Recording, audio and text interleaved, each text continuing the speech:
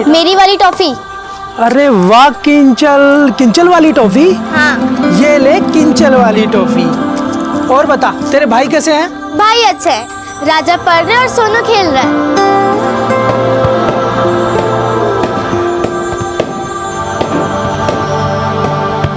ये मेरी तरफ से एक केक, ये राजा के लिए और ये सोनू के लिए। Thank you uncle.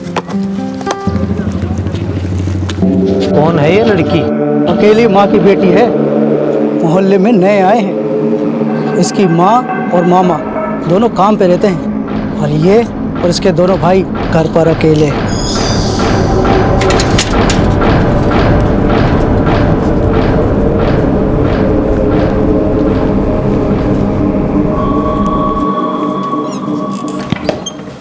सोनू, अच्छा, अरे राजा पढ़ाई कर रहा है? किंजल का है? माँ किंजल तो टॉफी लेने गई है, अभी तक नहीं आई, बहुत टाइम हो गया उसको। अभी तक नहीं आई? राजा तू सोनू का ध्यान रख, मैं अभी आती हूँ।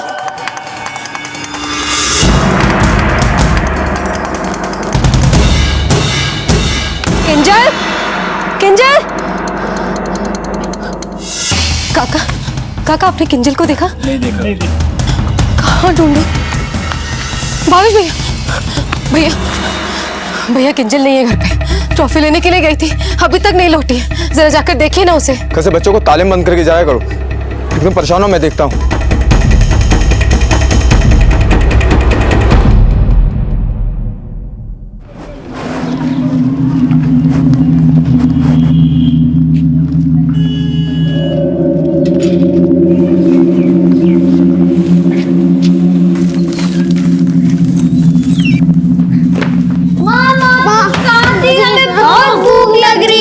बेटा मैं देखो बाजारी तो गई थी ना, देखो क्या लेकर आई हूँ मैं। हाँ बिस्किट खाओ बैठ करके, और मैं भी जल्दी से दूध भी गर्म करके लेके आती हूँ। हाँ रोना नहीं बिल्कुल।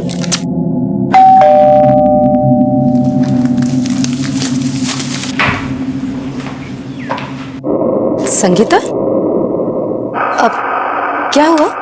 क्या बात है, आजकल किंजल नहीं दिखाई दे रही, 2 दिन हो गए स्कूल भी नहीं आई।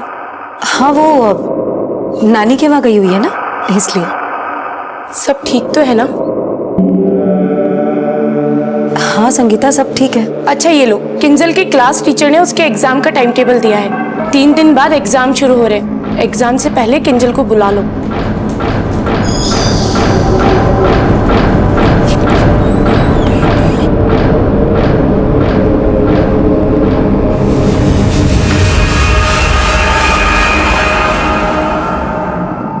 प्रिंसिपल सर, किंजल भले ही कभी स्कूल ना गई हो, लेकिन सर पढ़ाई में ये बहुत होशियार है, 3री क्लास के बच्चों के बराबर जानती है ये।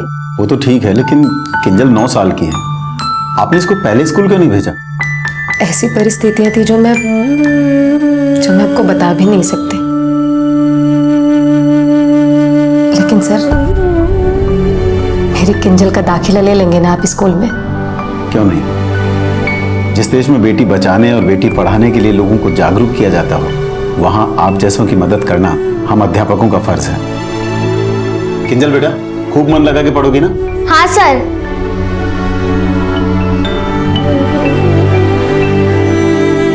माँ, माँ, माँ, किंजल दीदी टॉफी लेकर कब आएगी?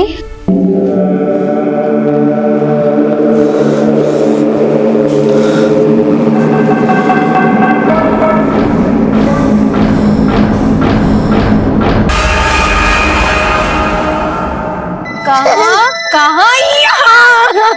पकड़ लिया, बहुत हंस रही थी ना किंजल, पकड़ लिया किंजल। माँ किंजल दीदी तो है नहीं, आप भूल गई?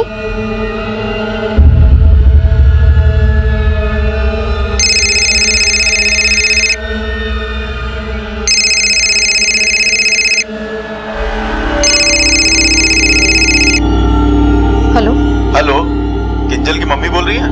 हाँ किंजल की मम्मी बोल रही हूँ। किंजल कहाँ है? जी मैंने किंजल के बारे में जानने के लिए फोन किया है। किंजल आपके साथ नहीं है? आप कौन? किंजल के स्कूल का प्रिंसिपल। प्रिंसिपल सर आप? आज परीक्षा का पहला दिन था और किंजल आई नहीं। सब ठीक है ना नीता जी?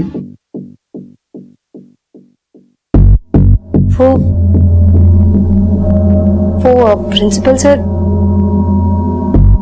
किंजल को बुखार हो गया है तो इस बार परीक्षा नहीं दे पाएगी वो।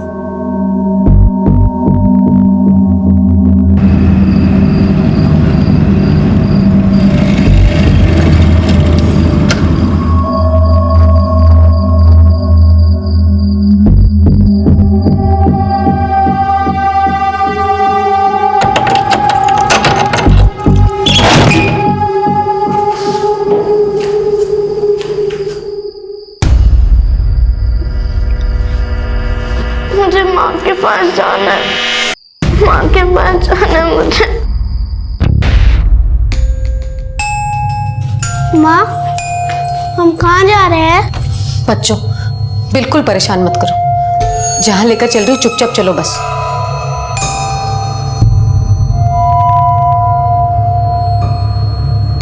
माँ, किंजल दीदी तो आई नहीं।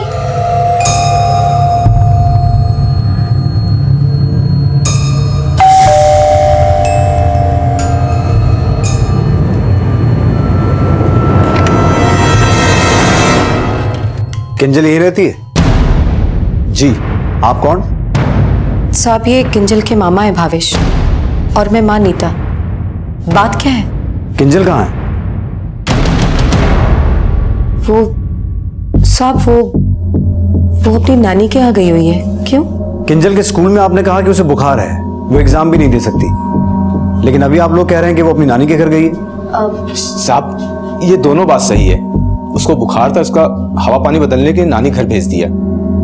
लेकिन साहब, आप लोग ये क्यों पूछ रहे हैं? क्योंकि किंजल के स्कूल के प्रिंसिपल को लगता है कि आप लोग किंजल को लेकर कुछ छुपा रहे हैं। सर, किंजल के क्लासमेट किंजल के पड़ोस में रहती है।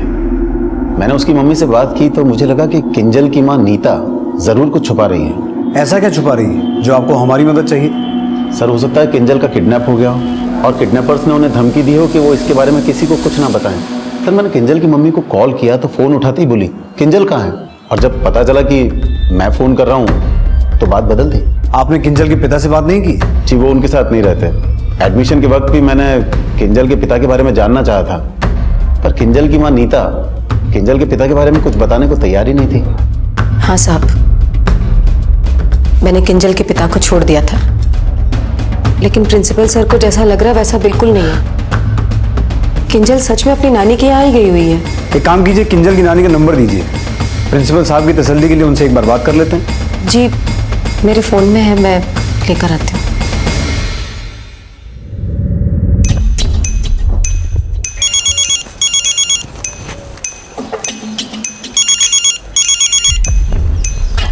हेलो, किंजल की नानी बोल रही हैं? जी मैं किंजल की नानी बोल रही हूँ। थे कौन?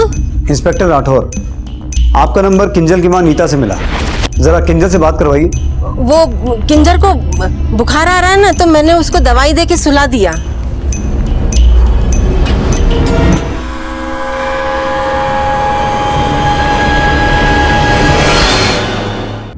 साहब, अब तो आपको तसल्ली हो गई होगी ना? आप लोगों को तकलीफ हुई उसके लिए माफी चाहते हैं। फिर भी फॉर्मेलिटीज के लिए किंजल के पिता और उसकी नानी का नाम और पता दे दीजिए। तलवार, मुझे ऐसा लगता है ये लोग कुछ छुपा रहे हैं। एक कांस्टेबल को किंजल की नानी के घर भेजो। हो सकता है किंजल वहां ना हो और इन्हीं के कहने पर किंजल की नानी सच छुपा रही है। Okay sir. नीता, तुमने पुलिस को झूठ बोल के सही नहीं किया।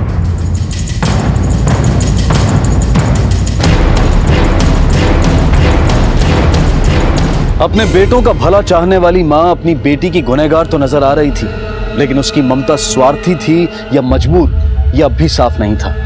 लेकिन उसका बोला हुआ झूठ जल्द ही पुलिस के सामने आने वाला था। बोलो। अरे सर, किंजल की माँ ने जो पता दिया था वो गलत है। यहाँ किंजल की नानी नहीं रहती।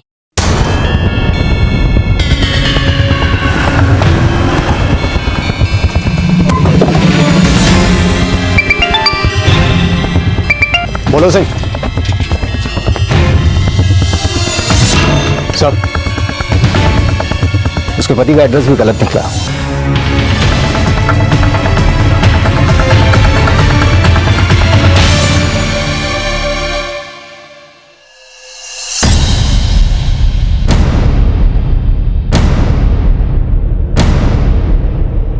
करीब 1 घंटे पहले उन लोगों को यहाँ से जाते हुए देखा था। आपने पूछा कहाँ जा रहे हैं वो? नहीं साहब, मैं छज्जे पर थी, नीचे आई तब तक वो लोग जा चुके थे।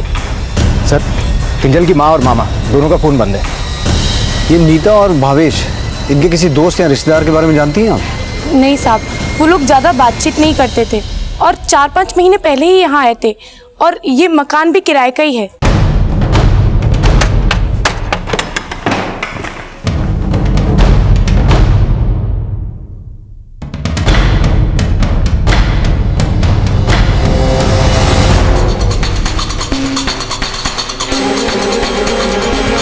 सर, मेरी यहाँ के मकान मालिक से बात हुई, उसको भी इनके बारे में ज़्यादा कुछ नहीं पता। उसने तो रेंट एग्रीमेंट भी नहीं बनवाया था।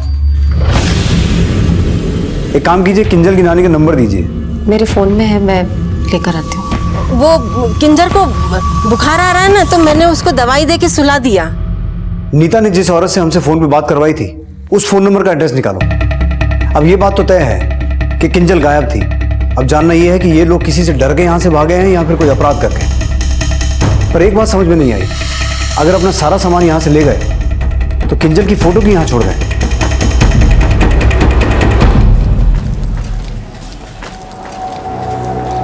बेटा, अब किंजल दीदी को कभी मत याद करना, वो हमसे बहुत दूर जा चुकी है। लेकिन माँ। लेकिन कुछ नहीं बेटा, भूल जाओ कि कोई तुम्हारी बहन थी। हम किंजल को बहुत पीछे छोड़ आए हैं, बहुत पीछे। चलो।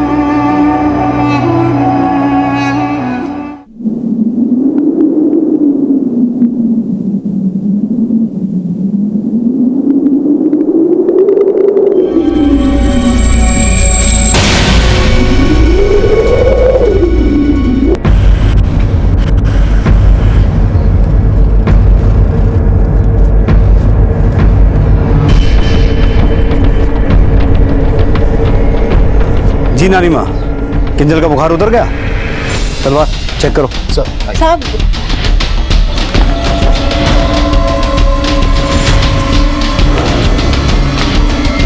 सर, बच्चे अंदर नहीं।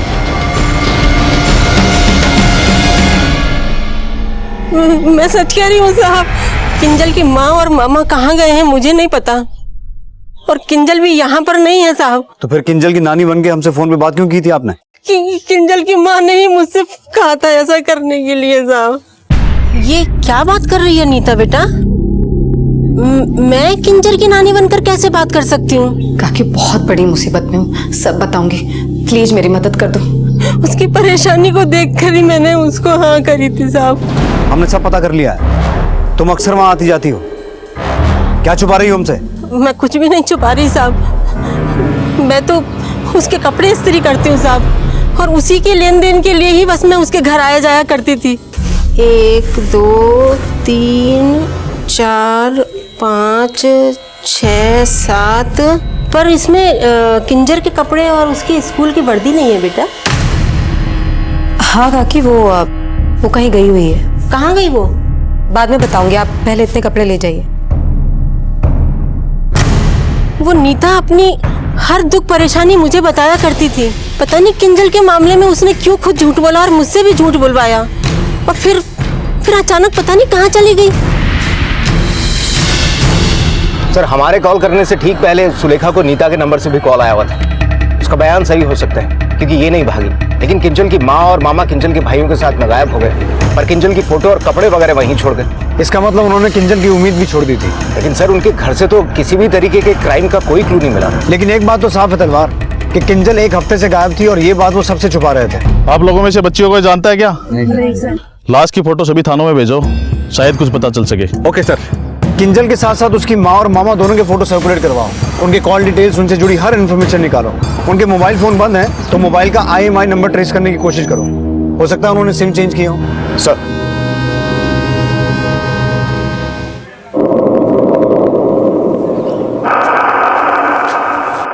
ये क्या है? फोन। भैया, आप तो नया नंबर लेने गए थे ना, तो ये फोन खरीदने की क्या जरूरत थी? आजकल पुलिस पुराने फोन में नया सिम डालने से भी पकड़ लेती है। लेकिन भैया आप तो जानते हैं ना, नौकरी भी नहीं है हाथ में, तो इतना पैसा खर्चा करने की क्या जरूरत थी। नीता अब परेशान मत हो, इतना पैसा है कि 2-2.5 महीने का खर्च निकल जाएगा, तब तक हम लोग कुछ दूसरा जुगाड़ कर लेंगे। नीता और भावेश ने अपना ठिकाना फरार अपराधी की तरह बदल लिया था, जो उनकी मंशा और शख्सियत पर सवाल खड़े कर रहा था। एक तरफ पुलिस उन तक पहुंचने के सिरे तलाश रही थी और वहीं दूसरी तरफ किंजल की लाश आइडेंटिफाई करने की कोशिश भी जारी थी। लेकिन किंजल की हत्या में नीता और भावेश की क्या भूमिका थी, इसको लेकर ज्यादातर लोगों की राय एक ही थी। नहीं सर, मैं मान ही नहीं सकता कि किंजल की माँ किंजल को कोई नुकसान पहुंचा सकती है। जो माँ अपनी बेटी का भविष्य संवारने के लिए संघर्ष कर रही थी, वो अपनी बेटी के साथ कुछ गलत कर ही नहीं सकती सर। तो उसने किंजल के गायब होने की बात हमसे छुपाई क्यों? और फिर अपने भाई और बेटों के साथ गायब कहाँ हो गई? हो सकता है सर उसकी कोई मजबूरी हो। कैसी मजबूरी? ये तो वही बता सकती है सर। लेकिन सर, किंजल को गायब करवाने में उसके पिता का हाथ हो, शायद वो ऐसा करके किंजल की माँ को फिर से अपने पास बुलाना चाहता हो। सर मैंने आपको पहले भी बताया था, एडमिशन के वक्त किंजल की माँ ने किंजल के पिता के बारे में बात करने से साफ मना कर दिया था। जहाँ तक मैं किंजल की माँ को समझ पाया हूँ, मुझे लगता है उसने अपनी जिंदगी में बहुत दुख देखे। उसका कोई ऐसा अतीत जरूर है जिसे वो याद भी नहीं रखना चाहती थी। अगर वो अपने अतीत को भुलाना चाहती थी तो फिर किंजल की यादें पीछे घर क्यों छोड़ गई?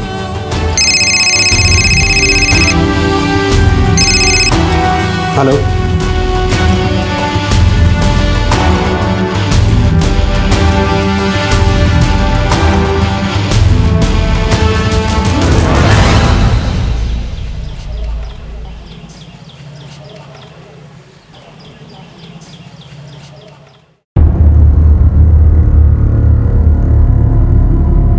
सर, हत्या गला घोटकर की गई थी।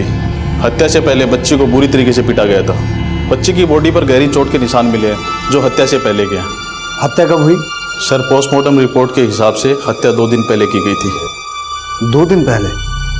मतलब 21 अगस्त। हम किंजल के परिवार को 22 अगस्त को मिले थे और उसी शाम वो घर छोड़ के चले गए।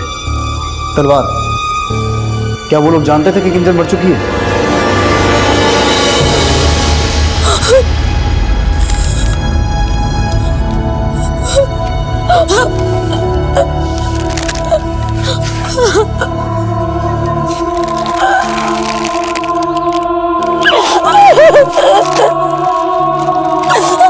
किंजल की आत्मा मुझे कोस रही होगी, कभी माफ नहीं करेंगे। शांत हो जा नीता, शांत हो जा बेटा, शांत हो जा, शांत हो जा। किंजल की माँ की कॉल रिकॉर्ड्स में से ऐसा कोई नंबर सामने आया है जिससे हमें किंजल के पिता की कोई लीड मिल सके? सर, नीता जिस मार्केटिंग कंपनी में काम किया करती थी, वहां पर एक बंदा है संतोष चौधरी। नीता अक्सर फोन पर उसी से बात किया करती थी। पता चला है कि दोनों अच्छे दोस्त थे। मैंने संतोष को फोन किया, लेकिन वो आउट ऑफ स्टेशन है, आज आने वाला है। वो जैसे ही आए उसे यहाँ बुलाओ। सर, मेरी माँ की तबीयत खराब थी, इसलिए गांव चला गया था सर। तुम गांव गए तो तुम्हारी दोस्त की बेटी गायब हो गई, तुम वापस आए तो तुम्हारी दोस्ती गायब हो गई। हाँ सर, पता चला। तो ये पता है कि किंजल की माँ कहाँ है? नहीं सर।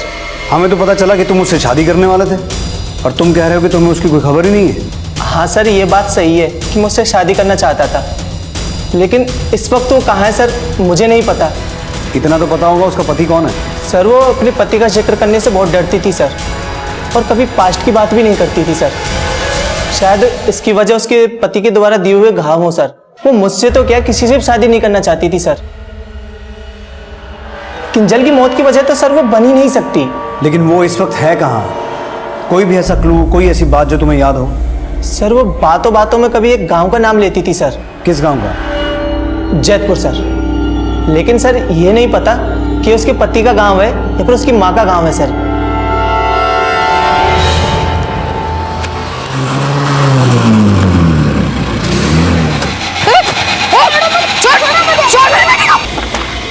सर, नीता के कॉल रिकॉर्ड में तो जैतपुर का कोई नंबर नहीं मिला है, लेकिन नीता के भाई के कॉल रिकॉर्ड में जैतपुर का एक नंबर मिला है, किसी सूरज भान के नाम से रजिस्टर्ड है।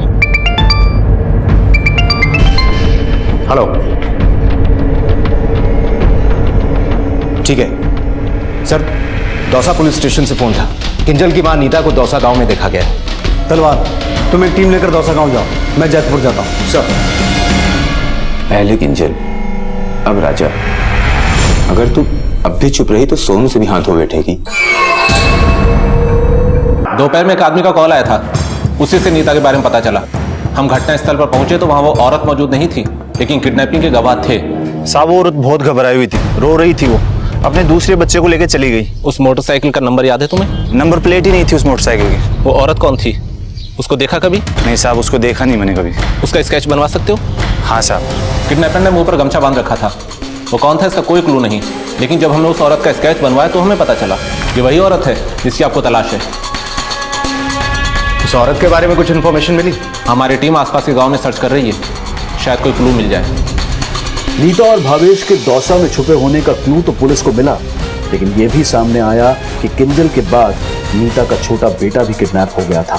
लेकिन वो किडनैपर कौन था और इस किडनैपिंग का मकसद क्या था, ये राज नीता की तलाश तक पुलिस को कई भूल भुलैया में उलझाने वाला था। जहां पुलिस का परिचय भावेश के माता पिता से तो हुआ, लेकिन चौंकाने वाली बात ये सामने आई कि नीता और किंजल का भावेश के माता पिता से कोई संबंध था ही नहीं। हमारे बेटे का दिमाग खराब था, जो ऐसी लड़की का अपनी बहन बना लिया।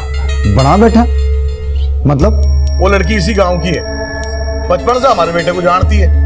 अपने पति को छोड़ के मेरे बेटे को लेके भाग गई, वो भी अपने 3 बच्चों के साथ। आप कहना क्या चाहते हैं? साफ साफ बोलिए।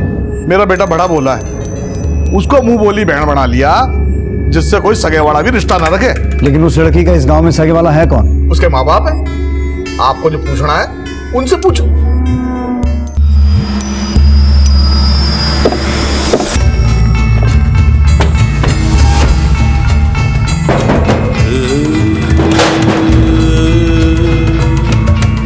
बनवारी गुज्जर जी साहब, बोलिए। आपकी बेटी और आपकी नातिन के बारे में बात करनी थी आपसे।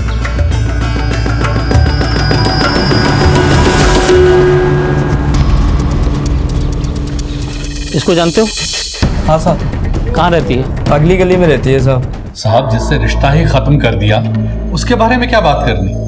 क्यों, ऐसा क्या हो गया था जो अपनी बेटी से नहीं बल्कि नवासा और नवासी से भी रिश्ता तोड़ लिया? आप चाहते हैं कि हम अपने ही मुंह से अपनी बेटी को बदचलन कहें? आपको ये कहें कि वो उस लड़के के साथ भाग गई जिसे वो अपना भाई बोलती थी?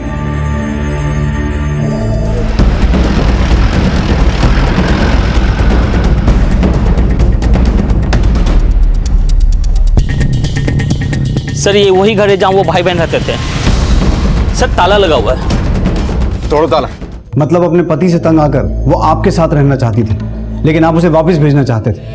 एक पिता होकर अपनी बेटी को नहीं समझ पाया आप, और जिस आदमी ने भाई बनकर उसकी मदद करनी चाहिए, आप उस पर ही नहीं अपनी बेटी को भी लांछन लगा रहे हैं। साहब, आप उस लड़की के बारे में कुछ नहीं जानते। अरे वो हमारी तो क्या किसी की भी नहीं हुई, एक नंबर की एहसान फरामोश है।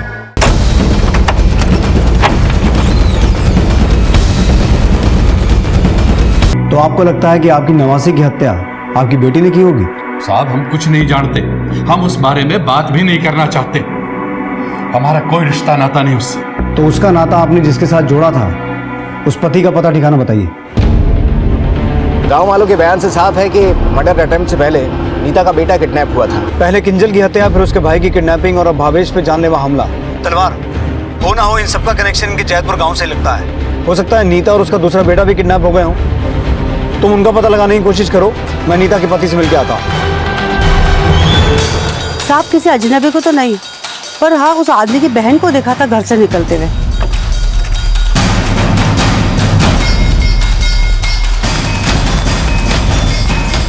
ताला बंद करके वो बेटे को लेकर निकल गई, बहुत जल्दी में लग रही थी। कितने घंटे पहले देखा था? ये करीब 2-3 घंटे पहले देखा होगा।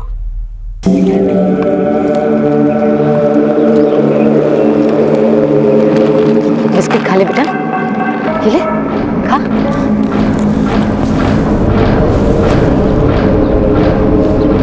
नीता से मेरा कोई बेटा था ही नहीं साहब, और भला में क्यों किसी का किडनैप करने लगा? तो तुम ये बात साफ कर रहे हो कि किंजल के अपहरण और उसकी हत्या से तुम्हारा कोई कनेक्शन नहीं है? जब कोई कनेक्शन ही नहीं है तो साफ क्या करना साहब? मैं मानता हूँ कि किंजल मेरी बेटी है, लेकिन नीता से तलाक के बाद किंजल अपनी माँ के साथ ही रहा करती थी। कब हुआ तलाक? 7 साल पहले, जब से ना मैंने नीता की शक्ल देखी और ना ही किंजल की। तलाक हुआ क्यों था? उसे दूसरी शादी करनी थी साहब।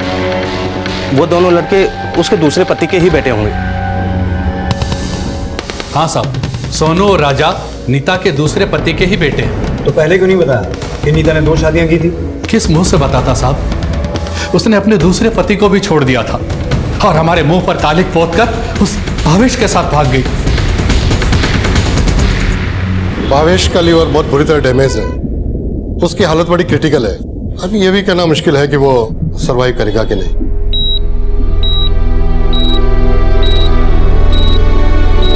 मैं नीता को छोड़कर अपनी नई गृहस्थी के साथ बिल्कुल खुश हूँ। भला मुझे क्या पड़ी है जो मैं उस स्त्रीय चरित्र को ढूंढकर उससे बदला लूंगा। नीता को छोड़ दिया लेकिन बेटे तो तुम्हारे ही थे ना। हो सकता है उसकी बेटी को उठाकर तुमने अपना बेटा वापस मांगा हो, और जब उसने मना किया तो उसकी बेटी को मारकर अपना बेटा उठा लिया। सुना है तुम्हारी दूसरी शादी से तुम्हें बेटा नहीं है। आपको क्या लगता है साहब, जिस औरत को मैं चरित्रहीन समझता हूँ उसके बेटों को अपना खून समझूंगा? सर, गवाह और एविडेंस ये इशारा कर रहे हैं कि भावेश पर हमला नीता ने ही किया। नीता को घटनास्थल से बाहर चोरी छुपे भागते देखा गया। इसके अलावा ताले पर भी वही फिंगरप्रिंट हैं जो उस चाकू पर हैं जिससे भावेश पर हमला किया गया।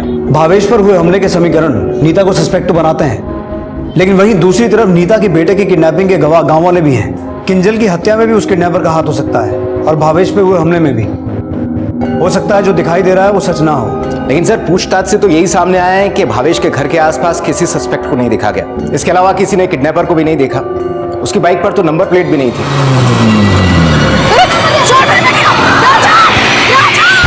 लेकिन वो बाइक किस कलर और ब्रांड की थी ये इन्फॉर्मेशन तो है हमारे पास। हो ना हो इस किडनैपिंग का जैतपुर से कोई ना कोई कनेक्शन तो है। तलवार, जैतपुर और उसके आसपास के गांव में इस कलर और ब्रांड की बाइक जिस जिसके घर में है उसकी लिस्ट बनाओ। साथ साथ ये भी पता लगाओ कि नीता और उसका बेटा इस वक्त कहाँ हो सकता है। लेकिन ये अभी भी साफ नहीं है कि नीता किसी डर से भागी या कोई अपराध करके। लेकिन सर, नीता के पति और माँ बाप ने जो बयान दिए हैं वो तो नीता के चरित्र पर ही सवाल खड़ा कर रहे हैं। दिए गए बयान झूठे भी हो सकते हैं। तलवार, पुलिस ने अब इस केस को हर एंगल से इन्वेस्टिगेट करना शुरू कर दिया। एक तरफ यह पता लगाया जाने लगा कि नीता के बच्चों को किडनैप करने वाला क्या उसके ही गांव से जुड़ा कोई शख्स था, और वहीं दूसरी तरफ नीता को भी ढूंढा जा रहा था। और इसी दौरान नीता के गांव छोड़ने का एक चौंकाने वाला पहलू सामने आया। साहब, 2 क्या, नीता की तीसरी शादी की तैयारी कर रहे थे उसके माँ बाप। तीसरी शादी? जी हाँ साहब, लेकिन नीता इस शादी के लिए तैयार नहीं थी, इसलिए भाग गई। भागती नहीं तो क्या करती बेचारी? जबरदस्ती की शादी, जबरदस्ती का तलाक। कौन सी औरत ये सब सहन कर सकती है? तीसरी शादी के बाद चौथी शादी होती तो कौन सा नया है? नीता जैसी जात वाली लड़कियों में ये सिलसिला खत्म थोड़ी होता है साहब। मतलब साहब, ये जैतपुर वाले नाथा प्रथा को मानने वाले हैं। सर, नीता की पहली शादी 17 साल की उम्र में 2007 में हुई। 2010 में उसका तलाक हो गया। तलाक के 3 महीने बाद ही उसकी दूसरी शादी मठरू से हुई। उसी दौरान नीता के पहले पति ने दूसरी शादी कर ली। नीता का दूसरा तलाक 2013 में हुआ। तलाक के 3 महीने बाद मठरू ने भी दूसरी शादी कर ली। इससे साफ है कि उसी दौरान नीता का रिश्ता भी कहीं तय हुआ होगा। यानी कि हो सकता है कि नाता प्रथा की बदहाली से डर के ही नीता गांव से भागी हो। नाता प्रथा पुनर्विवाह से जुड़ी एक पारंपरिक प्रथा है। इस प्रथा का चलन मध्यकालीन युग में राजस्थान के पिछड़े हुए समुदाय में हुआ, लेकिन आज भी राजस्थान के कई गांव और कस्बों में ये प्रथा प्रचलित है। ये प्रथा विधवा या पतियों द्वारा छोड़ी गई स्त्रियों को दूसरी या तीसरी शादी का अधिकार देने के लिए बनी थी, जिसका मकसद था बेसहारा औरतों को एक नई जिंदगी देने की कोशिश। लेकिन बदलते वक्त के साथ ये प्रथा मन मर्जी के अलगाव और बिन मर्जी की शादियों में तब्दील हो गई। पुरुष वर्ग इतना हावी हो गया कि इस प्रथा की आड़ में पत्नियों की अदला बदली तक होने लगी। शगुन सौदा बन गया और पिता और पंचों की भूमिका लेन देन के दलालों जैसी हो गई। और हाल ये है कि जो प्रथा औरतों की भलाई के लिए बनाई गई थी, वही प्रथा आज औरतों की बदहाली का कारण बनकर सामने आ रही है। नीता की भी 2 शादियां हुई थी और उसके पिता ने उसकी तीसरी शादी भी तय कर दी थी, जिससे तंग आकर नीता अपने मुंह भोले भाई की मदद से अपने बच्चों को लेकर ये गांव छोड़कर चली गई थी। लेकिन नीता का पिता अब भी उसके चरित्र पर सवाल उठा रहा था। साहब, दूसरे गांव वाले कान भर रहे हैं आपके। हम इस नाता प्रथा को नहीं मानते। साहब, उस लड़की ने अपने पहले पति को छोड़कर खुद दूसरे को पसंद किया, और जब दूसरे से जी भर गया ना तो तीसरा घर बसाने के लिए बोली, और लेकिन भाग गई चौथे के साथ। अपने पाप छुपाने के लिए उस रिश्ते पर लांछन लगा रहे हो जिसने तुम्हारी बेटी के भविष्य के लिए अपने माँ बाप गांव सब छोड़ा। लगता है उसकी भलाई के में रास नहीं आई। उसको मरवाने में भी तुम्हारा ही हाथ है और नीता के बच्चों को गायब करवाने में भी। कौन थे वो किराए के डट्टू जिन्होंने ये सब किया? हमने कुछ नहीं किया। लगता है उस नीता को कोई पांचवा पसंद आ गया होगा, इसलिए वो भावेश और बच्चों से अपना पीछा छुड़ा रही होगी। माँ तुम कुछ बोल क्यों नहीं रही हो माँ? माँ तुमको किंजल दीदी और राजा भैया की याद आ रही है ना माँ?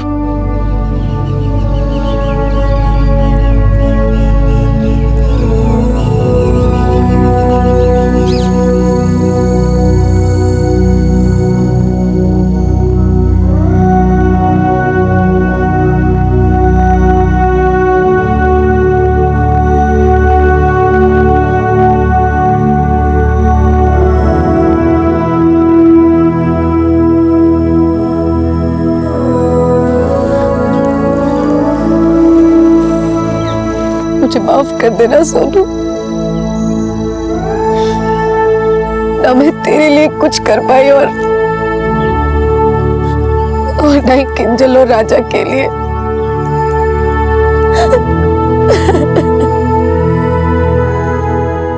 ना ही नीता के माँ बाप सीधे हैं, ना ही उसके दोनों पति। इन सबके कॉल रिकॉर्ड्स, किन के साथ उठते बैठते हैं, हर एक डिटेल निकालो। और हाँ, उस तीसरे आदमी का भी पता करो जिसका नीता के साथ नाता जुड़ने वाला था। उसके पास भी नीता और भावेश को मारने का मोटिव है। सर, जिस रंग और ब्रांड के बाइक की हमें तलाश थी, वैसी बाइक भवेश के चचेरे भाई गणेश के पास है।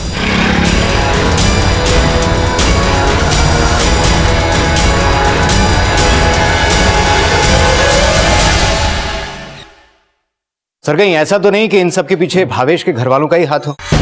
अब ये तो भावेश का चचेरा भाई गणेश ही बताएगा। उठा के लाओ उसे। सर,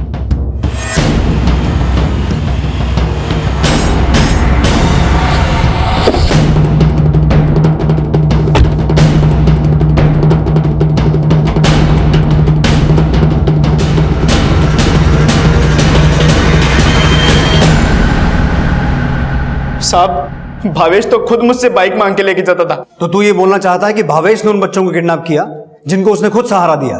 अब साहब उसने क्या किया क्या नहीं वो तो मुझे नहीं पता, लेकिन मैंने कोई अपहरण नहीं किया साहब। तूने सिर्फ अपहरण ही नहीं, हत्या भी की है, नीता की बेटी की भी और भावेश की भी। भावेश तो मेरा चचेरा भाई था साहब, मैं उसे क्यों मारूंगा?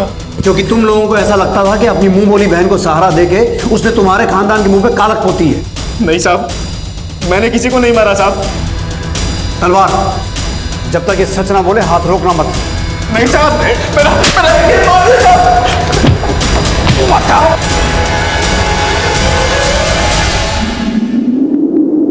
माम यहाँ क्यों आए हैं?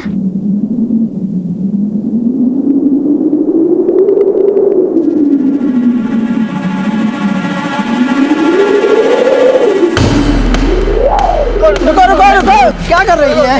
क्या कर रही है? क्या कर रही है? नहीं नहीं नहीं, छोड़ दीजिए, हमें मर जाने दीजिए, छोड़ दीजिए, हमें मर जाने दीजिए, मर जाने दीजिए हमें। सर भावेश के चचेरे भाई गणेश ने तो कुछ नहीं उगला, लेकिन हो सकता है कि उसने ये कांड खानदान की इज्जत बचाने के लिए नहीं बल्कि नीता के बाप से पैसे लेकर किया। वो कैसे? नीता के बाप से बोलचाल थी उसकी, और नीता के बाप ने अपने हैसियत का जो रोना रोया था वो झूठ था। नीता की हर शादी के वक्त उसके बैंक अकाउंट में मोटी रकम जमा हुई थी। उसने नीता की तीसरी शादी 2 लाख रुपए एडवांस लेकर इस आदमी से तय कर दी थी। ये भी जैतपुर गांव का रहने वाला है, इसका नाम है बिशंबर। नीता के बाप ने इससे कहा था कि वो नीता को ढूंढकर उसका तीसरा नाता इसी से करवाएगा। हेलो, ठीक है सर, नीता का पता चल गया है। उसने अपने बेटे के साथ में आत्महत्या करने की कोशिश की, लेकिन गांव वालों ने उसे बचा लिया।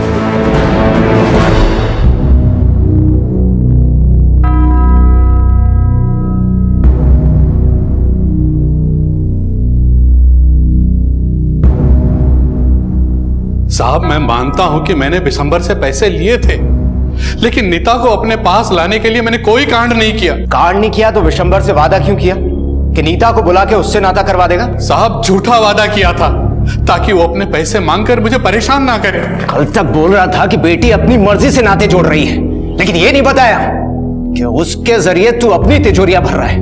पहली शादी से 4 लाख, दूसरी से 7 लाख और तीसरी के लिए 2 लाख रुपए एडवांस लिया था। साहब मैं कोई सौदा नहीं कर रहा था, जो हमारी बिरादरी में प्रथा है मैं तो वही निभा रहा था। कल तक अपनी बेटी पर लांछन लगा रहा था और अब अपने लालच को प्रथा का नाम दे रहा है। सिर्फ मेरा बाप ही नहीं साहब, हमारी बिरादरी का हर कोई ऐसा है। मेरी सगी माँ के 4 नाते हुए थे और अब मुझे ये भी नहीं पता कि वो कहाँ है। और बेचारी मेरी सौतेली माँ, वो मेरे लिए क्या करती साहब? वो तो खुद घुट घुट की जिंदगी जीती रही। ये प्रथा नहीं है साहब। हमारी बिरादरी की औरतों के लिए गले का फंदा है। मर्द गले में वरमाला के नाम पे फंदा डालता है, शगुन के नाम पे रिश्ते का सौदा करता है। पिता, पंच सब अपनी जेबें भरते और हम औरतें साहब, औरतें आंखों में आंसू भर के रह जाती। एक मर्द का मन भर जाता तो दूसरा नोचने वाला आ जाता था। 3 साल मैं 3 साल अपनी बेटी की शक्ल देखने के लिए तरस गई थी। और जब मटरू ने मुझे छोड़ दिया तो मेरा बाप मेरे तीसरे नाते के लिए तैयार था।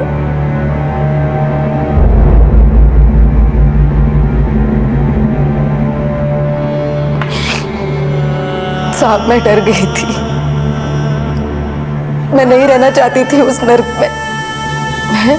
मैं अपने और अपने बच्चों की जिंदगी बचाने के लिए वहां से डर के भाग गई। लेकिन मैं भूल गई थी साहब, ना मैं अपनी जिंदगी सुधार पाऊंगी और ना ही अपने बच्चों की। नाता प्रथा की बदहाली से उभरकर नीता अपने बच्चों को एक नई जिंदगी देना चाहती थी, लेकिन अपने अतीत का खौफ उस पर इतना हावी हो चुका था कि वो किसी को अपने गांव और माता पिता के बारे में बताने से भी डरती थी।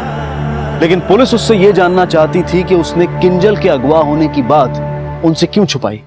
अगर तुमने हम पे विश्वास जताया होता तो आज हालात कुछ और होते, लेकिन हमें सच बताने की बजाय तुम भाग गई। और जिस बेटी के भविष्य के लिए तुमने इतना संघर्ष किया, तब तुम्हें उसकी भी परवाह नहीं थी। और तुमने ये कैसे मान लिया कि किंजल तुम्हारी जिंदगी में वापस आएगी ही नहीं? साहब मैं बहुत डर गई थी। सोचने लगी कि कहीं किंजल के लिए मुझे उस नर्क पे वापस जाना पड़ा तो मेरे दोनों बच्चे, मेरा पूरा परिवार सब बर्बाद हो जाएगा। इसलिए दिल पे पत्थर रख के मैंने किंजल को भूलना चाहा, लेकिन नहीं जानती थी कि मैं कितनी गलत थी। तो तुम्हें ऐसा लगता है कि तुम्हारे बच्चों और भावेश के साथ जो कुछ भी हुआ उसमें तुम्हारे बाप का हाथ है? साहब मैंने कुछ नहीं किया। जरूर उस बिशंभर ने किया होगा। वही नीता के लिए पागल था। जरूर उसी ने भावेश को मारा होगा। हाँ साहब, भावेश को मैंने मारा था। पहले किंजल, अब राजा। अगर तू अब भी चुप रही तो सोनू से भी हाथ हो बैठेगी। तो अब तुम मेरे सोनू को भी छीनना चाहते हो मुझसे? ये क्या बोल रही है तू? तुमने बोला था ना मुझे कि चल के पुलिस को सब कुछ बता देते हैं। चलो सब कुछ बता देते हैं पुलिस को। चलो। नीता, तो पुलिस को क्या बोलेगी? सब सच बता दूंगी पुलिस को। लेकिन क्या सच है? बोल मेरा राजा कहाँ है? बोल। ये क्या? बोल मेरा राजा कहाँ है? ये क्या करी? तू बावली हो गई है क्या? किंजल को मारा ना? तूने मारा ना मेरे किंजल को? अरे हाँ। और अब राजा यहाँ पे छीन लिया मुझसे। पागल हो गई हूँ मैं। बोल मेरे राजा को। बोल बोल मेरे राजा का। कहाँ छुपा है मेरे राजा को? मैंने कुछ नहीं किया। नहीं बताएगा मेरे राजा को? नहीं बताएगा? मैंने सच भी ना जाने भावेश को मार दिया।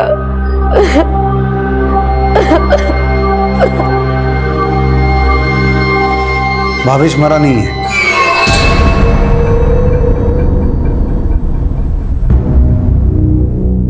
भावेश के होश में आते ही उसके बयान से यह स्पष्ट हो गया कि भावेश ने ही नीता को पाने की चाहत में उसके बच्चों का अपहरण किया और उनकी हत्या कर दी।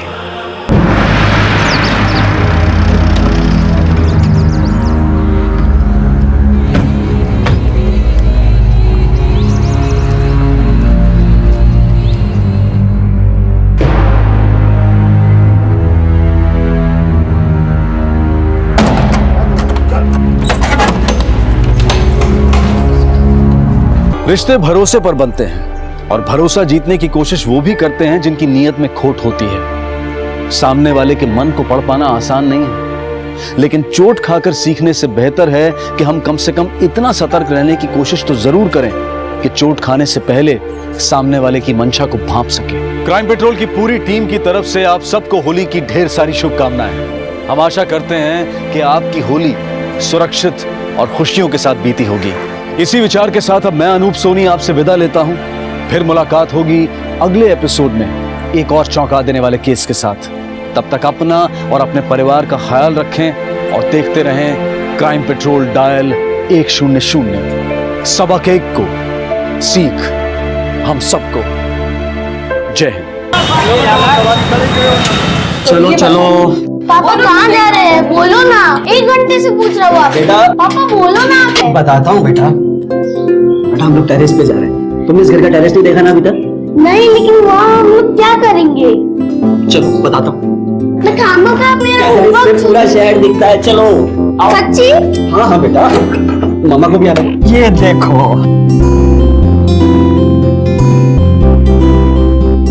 वाव, पापा यहाँ से तो सच्ची में पूरा शहर दिखता है। हाँ बेटा, पूरा शहर दिखता है। देखो कितना प्यारा दिख रहा है। पापा देखो यहाँ से रोड कितना अच्छा दिखता है। हाँ बेटा। मम्मा इधर भी देखो।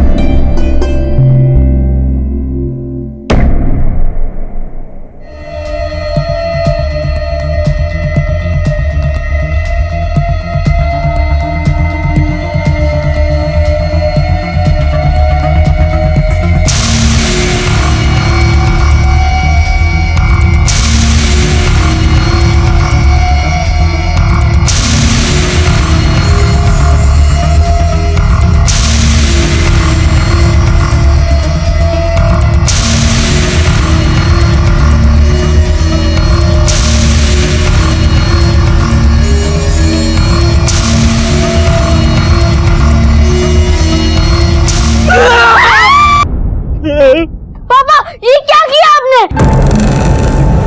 पापा। अर्जुन! अर्जुन! दरवाजा खोलो अर्जुन! नहीं खोलूंगा। खोल दरवाजा! नहीं खोलूंगा।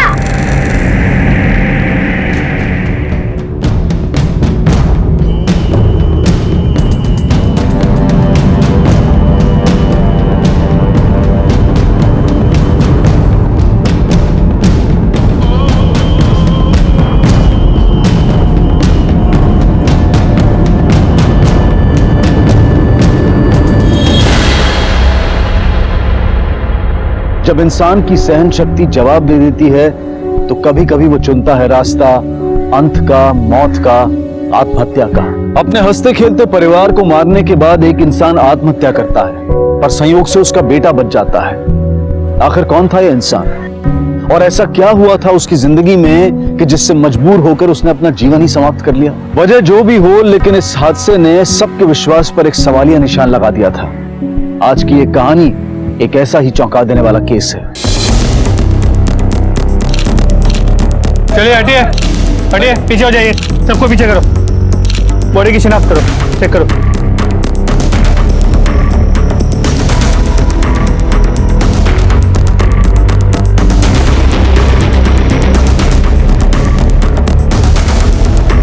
चौहान सर, बॉडी को पोस्टमार्टम के लिए भेज।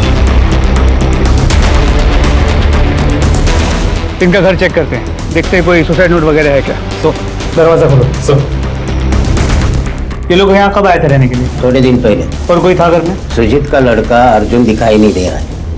सुजीत को लड़का भी था? सर,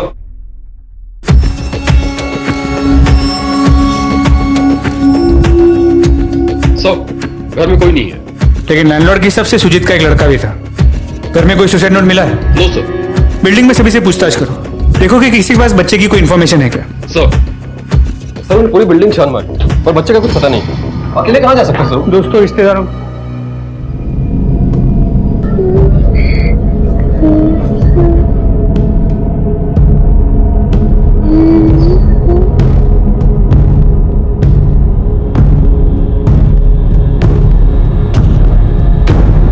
अर्जुन,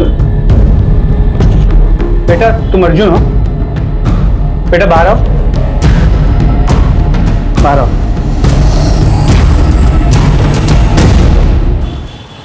पुराने कपड़े देके नए बर्तन ले लो। ओम भूर्भुवः स्वः तत्सवितुर्वरेण्यं भर्गो देवस्य धीमहि धियो यो न प्रचोदयात्।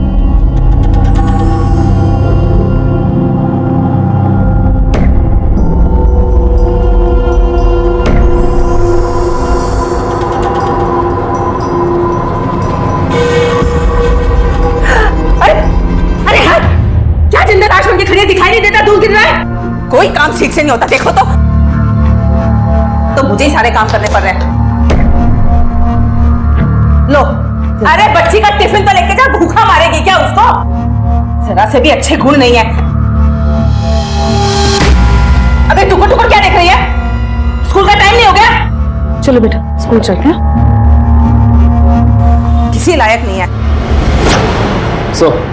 तो बच्चा भी सहमा हुआ है, शायद उसने अपने माँ बाप को मरते हुए देखा हो, इसलिए बात करने की स्थिति में नहीं है सर। वो भी उसकी नानी उसे अपने साथ ले गई है। बच्चे को चाइल्ड साइकियाट्रिस्ट के पास ले जाओ, उससे बच्चे को मदद मिलेगी, लेकिन जरा संभाल के। बच्चे का ठीक होना और हमसे बात करना बहुत जरूरी है, क्योंकि सिर्फ वही है जो हमारी गुत्थी सुलझा सकता है। और हाँ, सुजीत के आस पड़ोस के लोगों से बात करो, दोस्तों से बात करो, पता करो कि ऐसा क्या हुआ जो उसने सुसाइड कर लिया। उसके रिश्तेदारों को ढूंढो और उनसे भी पूछताछ करो। सर, जिया को तुम्हारी बहुत याद आती है। अच्छा, सिर्फ जिया को याद आती है? सभी को आती है। तुम घर कब आओगे? अभी तो नई साइट शुरू हुई है, काम सेटल होते ही आता हूँ। वैसे मुझे भी जिया की बहुत याद आती है, और तुम्हारी भी। I love you.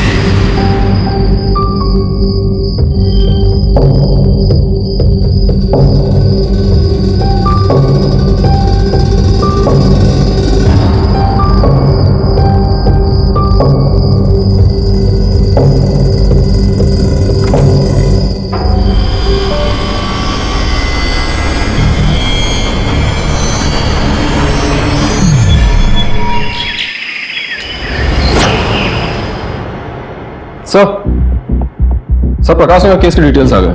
Sir main market में सुजीत के कपड़े की दुकान थी और पास ही में घर भी था। अचानक से सर रातों रात उसने दुकान और मकान दोनों बेच दिया। उसके बाद वो किराए घर में जाकर रहने लगे। उसके रिश्तेदारों का कुछ पता चला? हाँ सर, उसका साला उसके साथ मिली थी। उन्होंने बताया कि बिजनेस में काफी ज्यादा लॉस हुआ है। उसके पड़ोसियों से, दुकान के अगल बगल वालों से कोई इन्फॉर्मेशन मिली? सर मार्केट वालों को कानों कान खबर भी नहीं है, उसको कुछ लॉस भी हुआ था। सब ये बात सोच के शॉक्ड है कि अचानक से उसने चलते फिरते दुकान इतने सस्ते में क्यों बेच दी। सुजीत की पूरी कुंडली निकालो। सर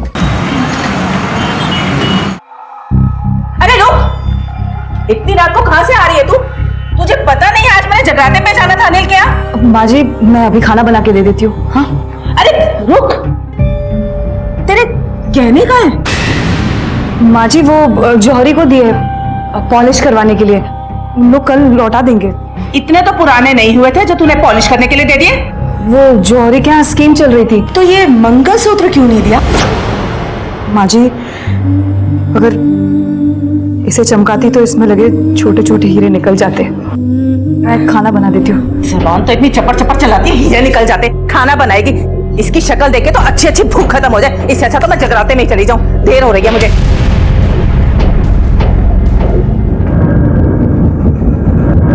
पापा देखो यहाँ से रोड कितना अच्छा दिखता है। पापा अर्जुन अर्जुन, क्या हुआ बच्चे? रो क्यों रहा है? बुरा सपना देखा क्या? अच्छा, बड़ी मम्मा है ना तेरे पास, हाँ? तो फिर क्यों रोएगा? आजा आजा, सोएंगे सोएंगे सोएंगे। अभी मेरे पास हो जा, आजा आजा आजा मेरे बच्चों।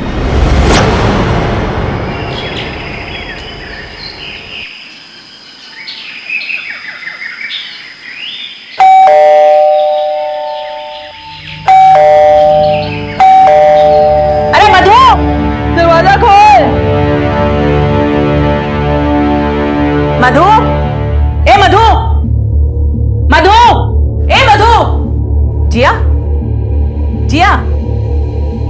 माँ, दादी माँ वहाँ कहाँ गई? नहीं है घर में, इसका मतलब कहाँ गई होगी? हे भगवान!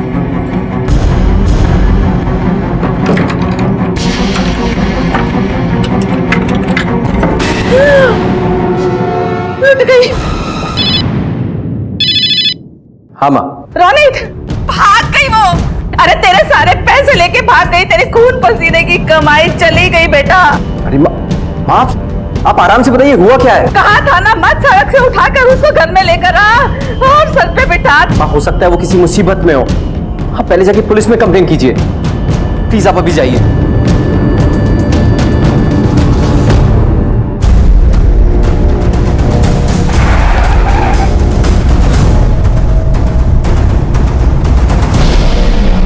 पूरे 5 लाख रुपए चोरी हो गए मेरे। देखिए यहीं पर रखे थे मैंने सारे पैसे और जेवर, अब सब गायब हैं। इतनी बड़ी रकम घर में क्यों रखी थी? मेरा बेटा दुबई में काम करता है और हम एक घर खरीदने वाले थे, उसी के कुछ पेपर तैयार कराने थे, इसीलिए उसने पैसे भेजे थे। अच्छा, इन पैसों के बारे में और किसी को भी पता था? मेरी बहू, मुझे और मेरे बेटे को बस। आपकी बहू की कोई फोटोग्राफ है आपके पास? आपको पक्का शक है कि ये सब आपकी बहू का किया धरा है? शक? अरे मुझे तो पूरा यकीन है ये सब उसी ने किया है। सारे पैसे लेकर भाग गई अपने आशिक के साथ। दादी मम्मी कहाँ गई?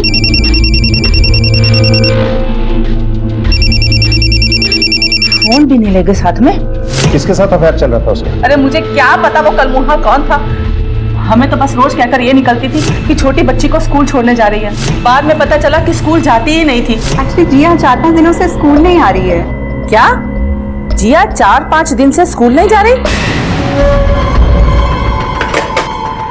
क्यों नहीं महारानी, तू रोज जिया को छोड़ने स्कूल जाती है ना, फिर उसको स्कूल से फोन कैसे आ गया कि वो स्कूल नहीं आ रही? माँ जी, वो अपनी जिया नहीं, कोई और जिया होगी जो शायद स्कूल नहीं आ रही होगी। मैं आज ही स्कूल जाकर बात करती हूँ। अब कोई जवान औरत झूठ बोलकर घर से निकलेगी तो साफ साफ है ना अपने आशिक से ही मिलने जा रही है। पैसे तो गए, हमारी इज्जत भी चली गई। कोई जाता है क्या ऐसे छोटी सी बच्ची को छोड़कर? अगर सास की बात सही निकली कि मधु का किसी के साथ अफेयर चल रहा है, तो ऐसा भी हो सकता है कि सारा पैसा मधु लेकर भाग गई हो, क्योंकि अमूमन ऐसे केसेस में औरतें छोटे बच्चों को घर छोड़कर भाग जाती है। सतीश, अगर मधु का वाकई किसी के साथ चक्कर चल रहा है तो उसके कॉल रिकॉर्ड्स में जरूर कुछ ना कुछ निकलेगा। इसकी कॉल डिटेल्स निकलवा और इनके मोहल्ले वालों के साथ साथ जिया के स्कूल में भी पूछताछ करो। Okay sir. सास बहू का ड्रामा चलता रहता था हमेशा घर में, रोज किचकिच। दोनों की कभी नहीं पटती थी, हमेशा क्लश हुआ करता था। सास तो बहू को दिन रात ताने देती थी और दहेज के लिए बहू की नाक में दम कर रखा था। मधु का किसी के साथ चोरी छिपे कोई चक्कर चल रहा था? मधु और रोनित एक दूसरे से बहुत ज्यादा प्यार करते थे और उन्होंने अपनी मम्मी के खिलाफ जाकर शादी की थी। बस इसीलिए श्रद्धा आंटी मधु को बिल्कुल भी पसंद नहीं करती है।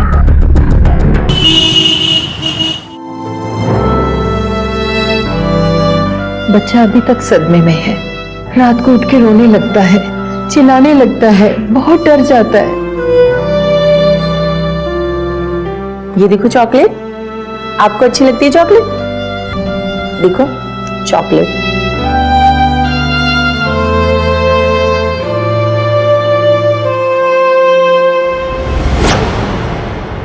सर, मोहल्ले वाले तो कह रहे हैं कि सास बहू में पड़ती ही नहीं थी। दहेज को लेकर सास हमेशा बातें सुनाती थी बहू को। फिंगरप्रिंट्स रिपोर्ट से कुछ मिला?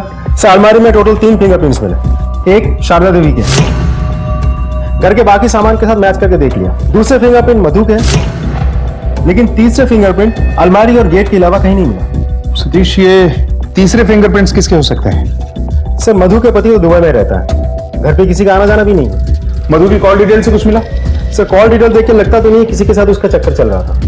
और मधु का रूटीन सिंपल है, जिया को स्कूल लेकर जाती है और स्कूल से घर वापस ले आती है। जिया के स्कूल में पूछताछ करो, हो सकता है वहां से कोई ना कोई सुराग मिले। Okay sir.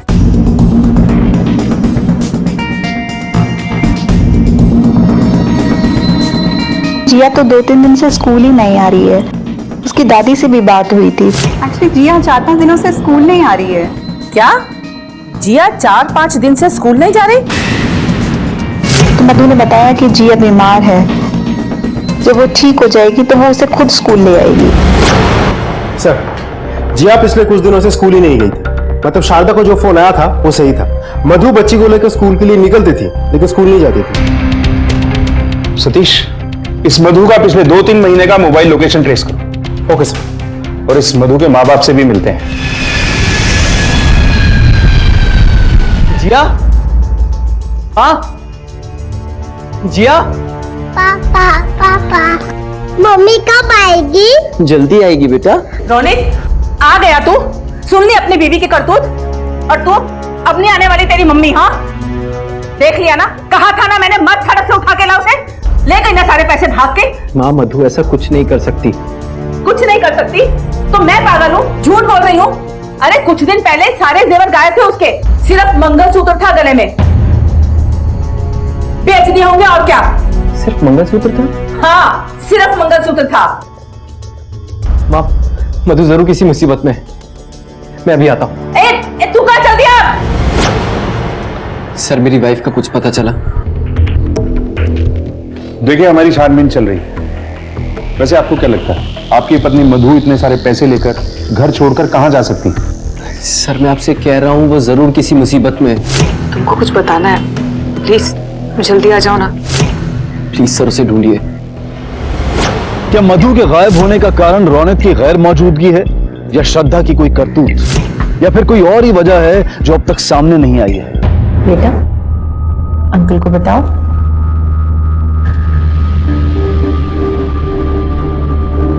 पापा अपने स्नेह घर से मार्केट कितना पास है? बेटा सब कुछ पास में मिलता है यहाँ। पापा वो देखो हवालदार संतोष अंकल।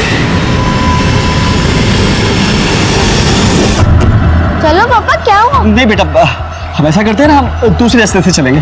लेकिन इधर ही अपना घर ना। नहीं बेटा वहां से चलेंगे ना, चला जा। लेकिन इतनी दूर पापा, उधर चलो। चलो ना। आगे देखो। डरो मत, बताओ क्या बोल रहे थे? पापा पुलिस वाले अंकल से डरते थे। सर मधु के मोबाइल के पिछले कुछ महीनों की लोकेशन ट्रेस हो गई है। ज्यादा करके लोकेशन जिया के स्कूल के आसपास की है। जिया के स्कूल की टाइमिंग क्या है? सुबह 9 से 12।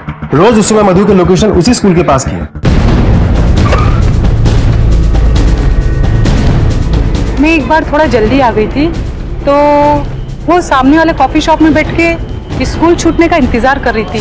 वहां पर मैंने मधु को एक आदमी के साथ देखा था। कौन आदमी? आप जानती हैं उसे? नहीं, मैं उसे नहीं जानती और मैंने उसका चेहरा भी नहीं देखा।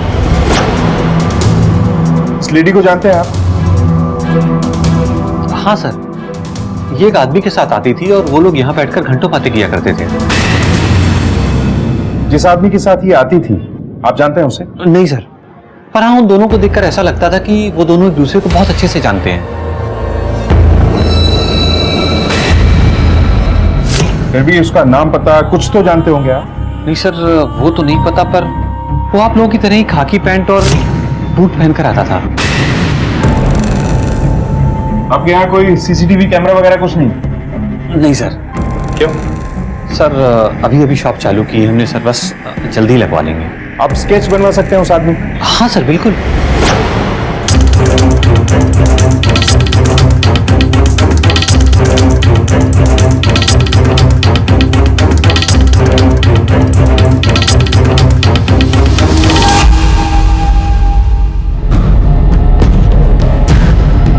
ये वो आदमी? हाँ सर। सतीश, ये जो कोई भी है इसकी डिटेल्स निकलवाओ।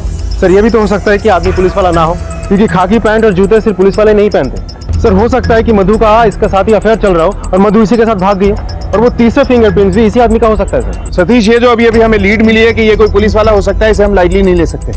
इस स्केच को आसपास के हर एक पुलिस स्टेशन में सर्कुलेट करो और पता करो कि ये कहाँ तैनात है। Okay sir. अब तक सिर्फ मधु की सास ये कह रही थी कि मधु का किसी के साथ अफेयर चल रहा है, सारे पैसे लेकर भाग गई अपने आशिक के साथ। लेकिन अब पुलिस के पास एक चेहरा भी था जिससे मधु का मिलना जुलना था। तो क्या उसी के साथ मधु पैसे लेकर भाग गई थी या फिर उसे बरगला कर भगाया गया था? इस आदमी को देखा है कभी आप लोगों ने? कौन है ये आदमी? क्या किया इसने? नहीं सर, मैं इसे नहीं जानता। इस आदमी को कई बार आपकी पत्नी के साथ स्कूल के पास वाले कॉफी शॉप में देखा गया है। देखा, जानती थी मैं एक दिन खानदान की नाक कटवा के रहेगी है। बस हो गया ना सारा गुड़ गोबर। अरे मेरी बात पर विश्वास नहीं था, अब तो वर्दी वाले भी कह रहे हैं, अब तो मान ले। नहीं सर, मेरी मधु ऐसा कुछ नहीं कर सकती। जरूर कोई और बात रही होगी। सर, इस केस को भोपाल के सभी पुलिस स्टेशन में भेज दिया। पूरे भोपाल शहर में ऐसा कोई पुलिस वाला है ही नहीं सर। सारे खबरियों, बीट चौकी और पूरे एमपी में इस केस को सर्कुलेट करो। ये जो कोई भी है इसकी पूरी जानकारी निकालो। इसकी पूरी कुंडली चाहिए मुझे। घर गृहस्थी संभालने वाली एक आम स्त्री मधु के इस तरह अचानक अपनी बेटी जिया को छोड़कर गायब हो जाने से रौनित की जिंदगी में खलबली मच गई थी। लेकिन रौनित का मधु के प्रति अटल विश्वास पुलिस को इस तहकीकात में दूसरे और सिरे तलाशने के लिए मजबूर कर रहा था। क्या कोई पुलिस वाला वाकई इसमें शामिल था या फिर महज इस खाकी वर्दी को इस्तेमाल किया जा रहा था?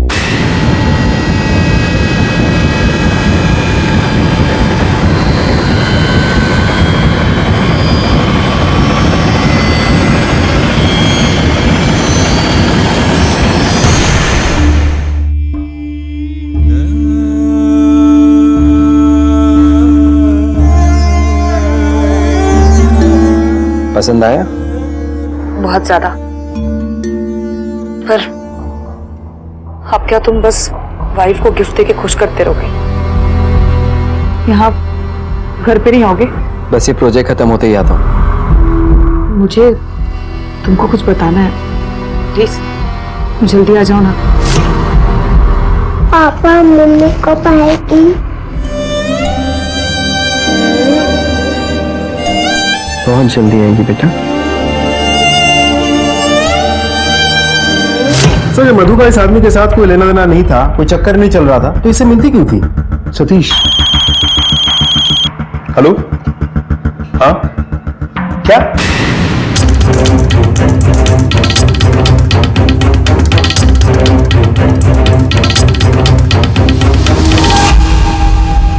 सर, तो मधु की बॉडी लगती है। मधु की फोटोग्राफ है? हाँ सर, फोटो दिखाओ। जी सर, मधु ही है। सतीश, बॉडी को पोस्टमार्टम के लिए भेजो और रोनित और उसकी फैमिली को इन्फॉर्म करो। Okay sir.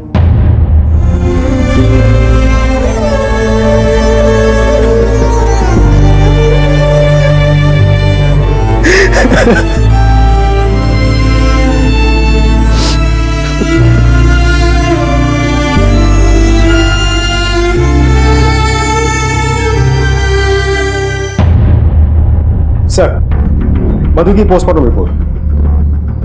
मौत गला दबाने से हुई है। शरीर पे स्ट्रगल के निशान भी है। जिस दिन मधु गायब हुई थी, मौत उसी दिन हुई। और कुछ? सर, अब तक तो कुछ नहीं। कोई इन्फॉर्मेशन हाथ लगते ही अपडेट करता हूँ। Good sir.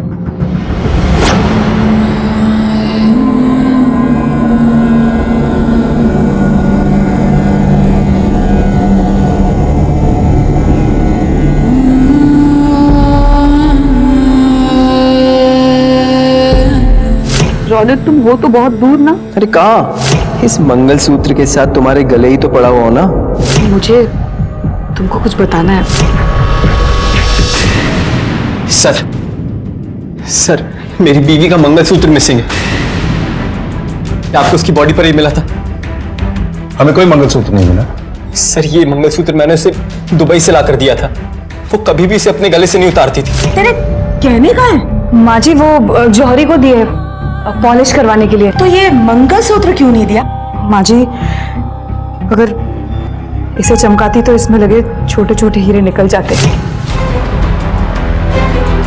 सतीश सर, ये फोटो सारे ज्वेलर्स और सराफा मार्केट में सर्कुलेट करो और अपने खबरियों को भी दिखाओ। Okay sir. सर, शास्त्री में पुलिस स्टेशन से इसके चाहिए। सर, वो इस आदमी की आइडेंटिटी पता करना चाहते हैं। उन्हें शक है एक पुलिस वाला है। ये केस में वांटेड भी है। ये हमारे पुलिस स्टेशन में तो लगता नहीं है सर। सर, सुजीत गुप्ता और उसकी फैमिली के सुसाइड वाले केस में बच्चे ने हमें बताया था ना कि ये उसके पापा किसी पुलिस से डरते थे। पापा पुलिस वाले अंकल से डरते थे। शास्त्री नगर पुलिस स्टेशन, उन्हें इमीडिएटली कांटेक्ट करो। हो सकता है कि दोनों केस कनेक्टेड हो। Sir, Prakash Nagar police station से खबर आई। कुछ दिनों पहले एक फैमिली ने सुसाइड किया, लेकिन 7 साल का एक लड़का बच गया। उस लड़के के सामने उसके बाप ने पहले पत्नी और 3 साल की बच्ची को धक्का देकर मार दिया और खुद भी खुदकुशी कर ली। पूरी फैमिली का सुसाइड? डिटेल्स क्या है? सर, बच्चे के बाप का नाम है सुजीत गुप्ता, बिजनेसमैन था। सुसाइड करने से पहले उसने दुकान और मकान दोनों ही बेच दिया और भाड़े के मकान में शिफ्ट हो गया। उसी मकान के टेरेस पर से पहले उसने पत्नी और बच्ची को धक्का देकर मार दिया, फिर खुद भी कूद गया। लेकिन इन सब में से वो 7 साल का बच्चा बच गया। सुसाइड की वजह? सर, छानबीन से पता चला है कि दिवालिया होने की वजह से उसने सुसाइड कर लिया था। लेकिन चौंकने वाली बात तो यह है कि बच्चे ने बयान दिया है कि उसके पिताजी पुलिस वालों से डरते थे। पुलिस वालों से डर? इस केस में किसी पुलिस वाले का चेहरा सामने आया? अब तक तो नहीं सर, लेकिन इंक्वायरी चल रही है। सर, दोनों केसेस में शक पुलिस वाले पे ही जाता है। इस बच्चे से पूछताछ करते हैं। मामा तो किसी मुसीबत में थी, पर मैं समझ ही नहीं पाया। मुझे तुमको कुछ बताना है, प्लीज तुम जल्दी आ जाओ ना। वो बार बार कहती रही जल्दी आ जाओ, एक बात बतानी है, पर मैं कभी अच्छे से उसकी बात समझ ही नहीं पाया कि वो क्या बताना चाहती है। बेटा, इसे ध्यान से देखो और बताओ कि क्या आप इन्हें जानते हो? हाँ, इस अंकल को पापा ने पैसे दिए थे।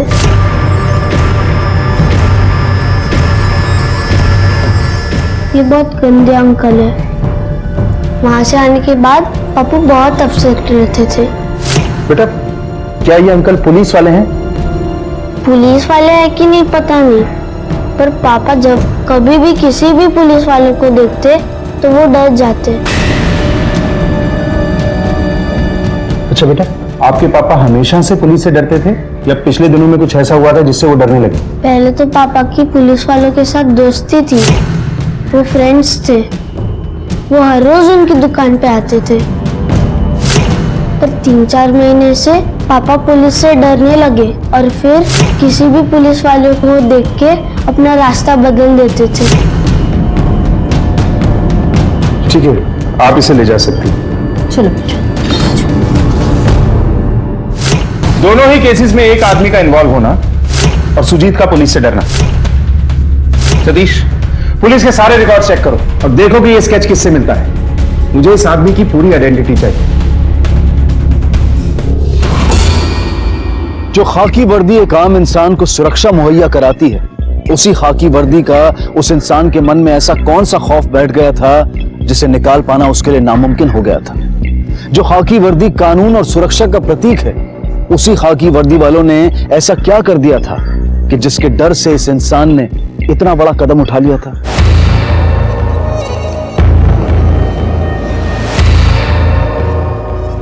बेच रहे हैं? आपको थोड़ा इंतजार करना पड़ेगा क्योंकि दुकान अभी खुली है, कैश मंगवाना पड़ेगा। आप बैठिए ना।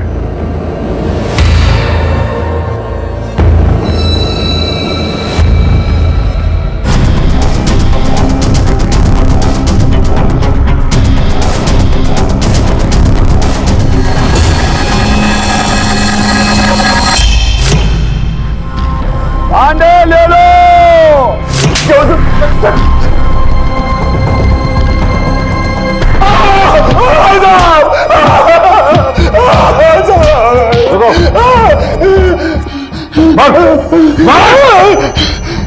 साहब, वो मंगलसूत्र मुझे रास्ते में पड़ा मिला था साहब। तेरे फिंगरप्रिंट्स मैच किए हमने मधु के घर के दरवाजे पर, अलमारी पर, सब जगह तेरे फिंगरप्रिंट्स हैं। क्यों मारा मधु को? पैसे कहाँ हैं? मैं मानता हूँ साहब, मैंने मंगलसूत्र चुराया साहब, लेकिन मैं उसे नहीं मारा साहब, और पैसे भी मेरे पास नहीं है साहब। वो 200 आदमी ने। बर्तन दे दो। बर्तन वाले इधर आ जा। हाँ साहब, भांडे चाहिए। पैसे कमाना चाहता है? पैसे? अबे चिल्लर की नहीं, हजारों की बात कर रहा हूँ। हजारों? काम कम, दाम ज्यादा। साहब, काम क्या करना होगा साहब? देख, तेरे काम की वजह से यहाँ के घरों में जाना जाना तेरा, कौन कितना मालदार है, कितना पैसा किसके पास है, ये तो तू जानता ही होगा। बस तुझे एक छोटा सा काम करना है। ये पैसे वाले लोग हैं ना, अपने घरों में पैसे कहाँ रखते हैं इसका अंदाजा लगाना और मुझे बताना है। इस बात हंसुमाते ना साहब। अरे पुलिस वाले के होते डरने का नहीं। ये देख,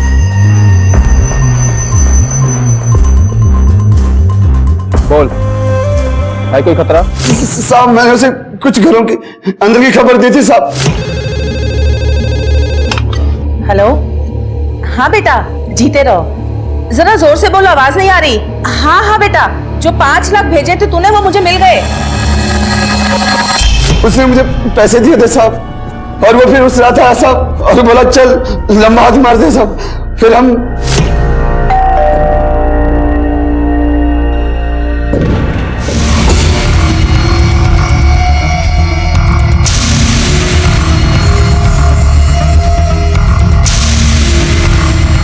उसने मुझे चुना लगा दिया साहब, 10,000 रुपए देकर भगा दिया उसने, और धमकी दी साहब कि मैं पुलिस वाला हूँ, कोई लंबा केस बनाकर जिंदगी में जेल में सड़ा देगा साहब। मैं डर गया था साहब। फिर मुझे याद आया साहब कि मधु के गले में कीमती मंगलसूत्र था साहब।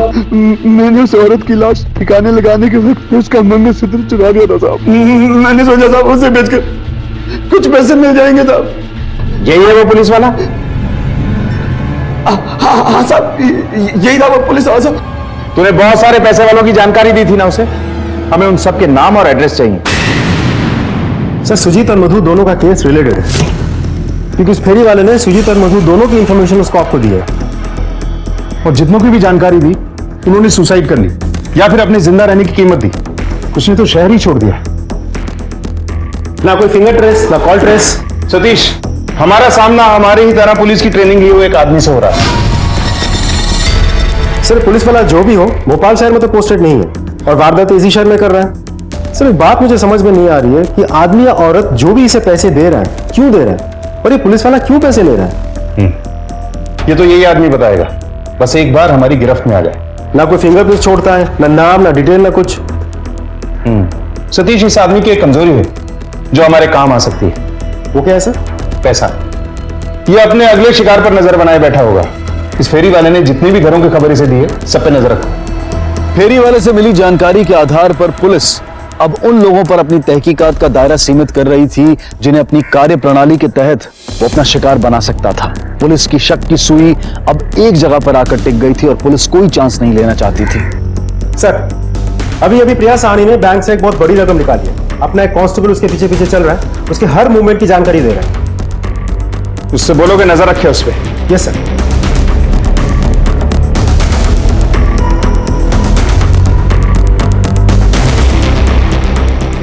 सर, बड़े नाके में किसी लड़की को उसने पैकेट दिया। ठीक है, उसकी हर एक्टिविटी पे नजर रखो, हम लोग भी आ रहे हैं।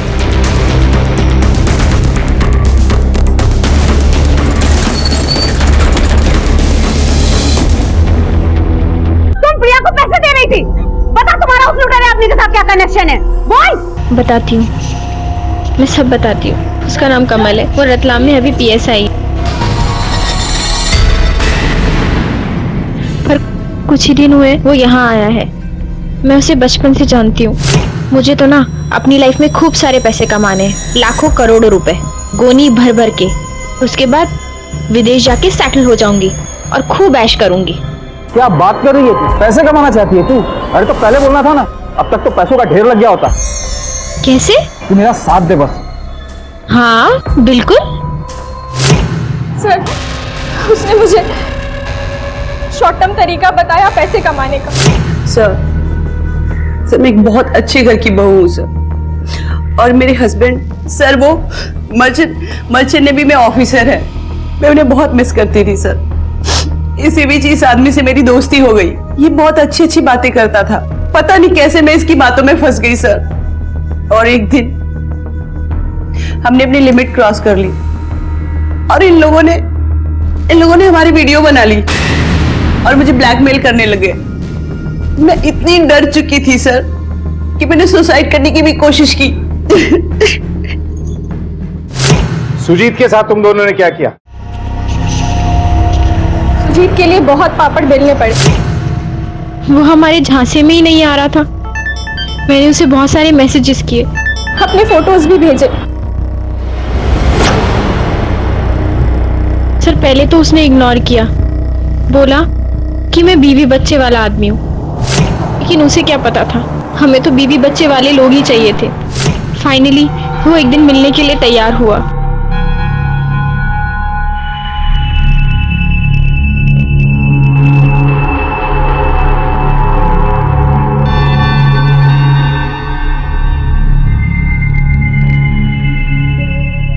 क्या बात है चिकने, इतना क्यों शर्मा रहे हो? कुछ मत बोलो, अपने आप अच्छा लगने लगेगा। क्या हो रहा है? हाँ? कौन है ये? बीवी है तेरी? सर गलती हो गई, माफ कर दीजिए, आगे से ऐसा नहीं करेंगे। अच्छा, मतलब लफड़े वाला काम है ये। तुम लोगों की वजह से ना हमारी संस्कृति खराब हो रही है। कोर्ट में पेश करूंगा तुझे, ब्रेकिंग न्यूज चलेगी तुझे हर जगह, तब अकल ठिकाने आएगी तेरी। नहीं sir, I am sorry sir, बीवी बच्चों वाला आदमी हूं सर। हम लोग अपनी संस्कृति, अपना कल्चर बचाने के लिए दिन रात मेहनत करते हैं यहाँ पे, और तुम लोग ये महंगी घड़ी, हाँ, ये महंगा मोबाइल और गले में चेन डालकर घूमता है। निकाल। हाँ सर। निकाल, तोबा नहीं देता तेरे पे। निकाल। हाँ, ये भी निकाल। दिखा दो सर। ये लीजिए सर। और इधर देख, इधर ये इतना महंगा कैमरा लगाया यहाँ पे, पूरा हॉलीवुड स्टाइल में फिल्म बनी थी। करूँ रिलीज? नहीं सर, सर सर सर मेरी इज्जत नीलाम हो जाएगी सर। इज्जत बचानी है? हाँ सर। कीमत है सिर्फ 30 लाख। फिर मैंने और कमल ने उस पर प्रेशर बनाना शुरू किया। सर हमें सच में नहीं पता था कि वो सुसाइड कर ले। सर रतलाम की मनक चौक पुलिस स्टेशन से खबर कंफर्म हो गई है। कमल दीक्षित एक सस्पेंडेड पुलिस सब इंस्पेक्टर था। सस्पेंडेड? जी सर, घूस लेते हुए पकड़ा गया था, फिर सस्पेंड कर दिया गया। घर पे भी कई दिनों से ताला लगा हुआ है। सतीश, इसकी सबसे बड़ी कमजोरी पैसा है। पैसे के लिए शिवा को फोन करेगा ही। हमें बस अब वेट करना है।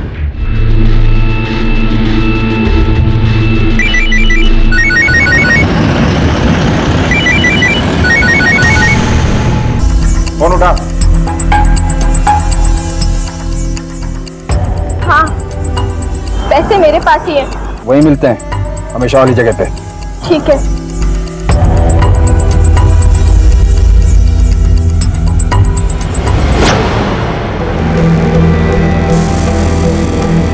आजा।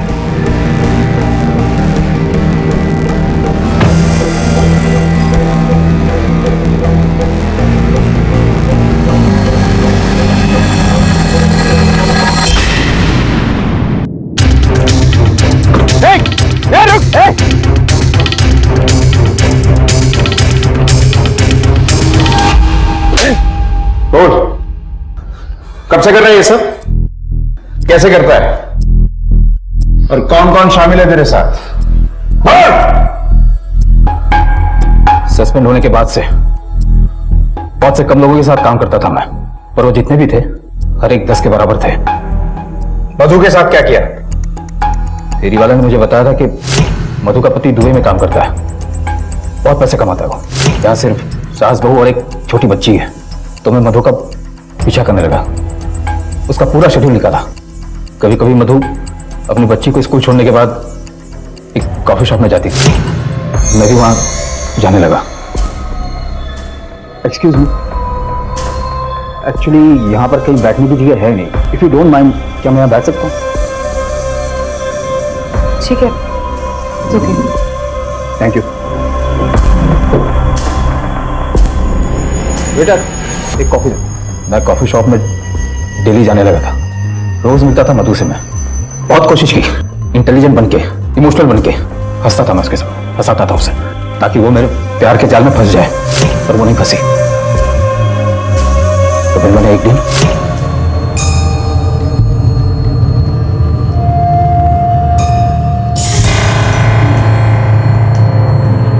कॉफी। आज वैसे बहुत खूबसूरत दिख रही है तुम। थैंक्स। अकेला रहते रहते इंसान बोर हो जाता है ना।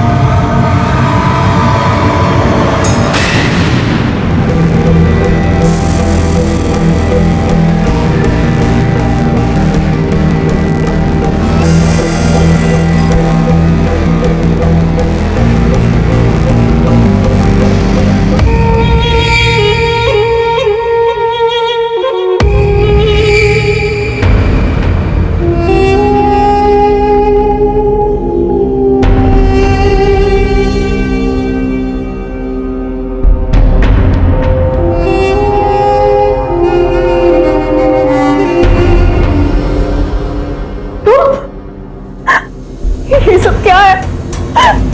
ज्यादा बोल मत, तकलीफ हो जाएगी। अभी अभी तो हमने प्यार की आखिरी सीढ़ी पार की है,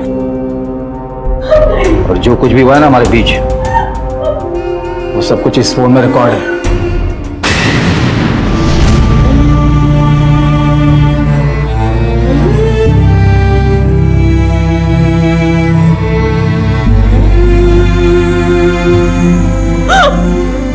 ये तुमने क्या किया?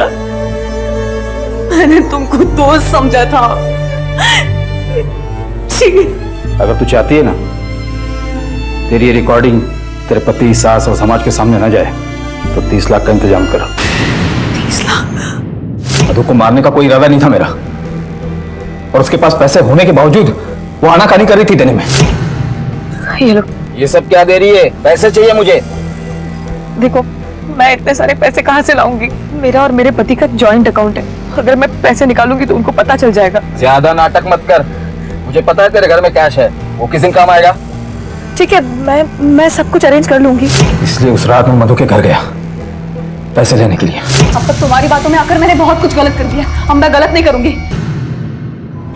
पुलिस जनता की रक्षक होती है, भक्षक नहीं। तुझ जैसे पुलिस वालों की वजह से जनता पुलिस वालों पे भरोसा करने से कतराती है।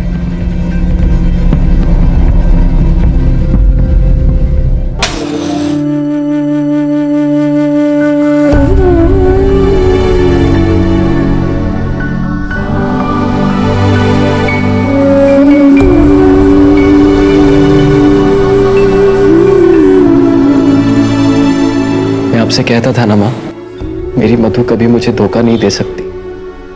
बस दुख सिर्फ इस बात का है कि मैंने कभी उसे इतनी आजादी नहीं दी, इतना विश्वास नहीं दिलाया कि वो अपनी कोई भी परेशानी मुझसे कह सके। काश उसकी आवाज में छुपे दर्द को समझ पाता। जब अपनों के साथ संवाद रुक जाता है, तभी हम गैरों का सहारा लेते हैं। जाने अनजाने अजनबियों पर भरोसा कर बैठते हैं और अपराध का शिकार बन जाते हैं। अगर वक्त रहते मधु ने अपने साथ हो रही घटनाओं के बारे में रौनक को बताया होता, या शारदा ने अपनी बहू को इतनी आजादी दी होती कि वो अपनी परेशानियां उनके साथ बांट सके, तो आज ये नौबत नहीं आती। अगर सुजीत ने पुलिस की मदद की होती, इस मुजरिम को बेनकाब किया होता, तो ना सिर्फ उसकी बल्कि उसके जैसे कई इंसानों की जान बच सकती थी। उसने जो रास्ता चुना वो गलत था। याद रखिए, जुर्म करने वाले ना सिर्फ सीधे हमें अपना शिकार बनाते हैं, बल्कि ऐसे हालात भी पैदा कर देते हैं कि इंसान उनके चंगुल में फंसकर खुद जुर्म के दलदल में उतर जाता है। जब सहन शक्ति का बांध टूटता है तो सूझबूझ कहीं खो जाती है और संगीन नतीजे सामने आते हैं। ये बेहद जरूरी है कि हम अपने अंदर की भलाई के साथ समझौता ना करें, रिश्तों के बीच भरोसा कायम रखें, क्योंकि ये भरोसे ही हमारी जिंदगी की खुशहाली की चाबी है। इसी विचार के साथ अब मैं अनूप सोनी आपसे विदा लेता हूं। फिर मुलाकात होगी अगले एपिसोड में एक और चौंका देने वाले केस के साथ। तब तक अपना और अपने परिवार का ख्याल रखें और देखते रहें क्राइम पेट्रोल डायल 100। सबक एक को सीख हम सबको। जय हिंद। इस तरह के और भी एपिसोड देखने के लिए हमारे चैनल को सब्सक्राइब करें और बेल आइकन दबाना ना भूलें।